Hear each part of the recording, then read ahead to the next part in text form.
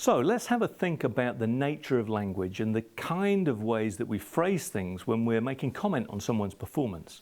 Now there's a difference between what I call observation comments and judgmental comments. Let's explore this. So in a customer-facing environment, a comment may be a judgmental comment, something along these lines. When that customer asked for directions, you weren't very helpful. You weren't interested in helping her, were you? This is judgmental. This is some form of criticism, an opinion, a verdict of someone's performance. Almost a mind read. You weren't interested in helping her, were you? Can you hear the mind read? You weren't interested, were you? This is judgmental. It's not helpful for us in the process of helping people celebrate the things that they're doing well and to begin to do some things differently and even better. Now let's compare that language pattern with something which is observational, an observation of truth, something that happens. So first one, let's just test it again, the judgment. When that customer asked for directions, you weren't very helpful. You weren't interested in helping her, were you? Can you hear the verdict, the opinion, the mind reading, and also the tone and physiology that goes with that?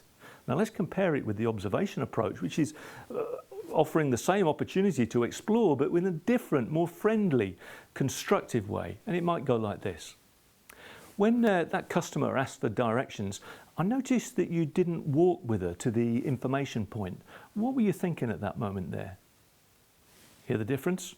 Judgmental, observation. One is a verdict, one is criticism, one is a mind read of what you were thinking or the other person was thinking. The other is an observation of fact, the things that were seen and heard. There is a difference between those two. Judgmental comments get people's backs up. They create resistance inside them and sometimes confrontation and argument. Observations don't do those things. Observations are just statements of things that you've seen and heard. And as we progress through Continue and Begin Fast Coaching, you'll recognize that observational comments are really, really helpful for stimulating discussion. Judgmental comments just get people's backs up. We don't want to do that. We want to make people feel good.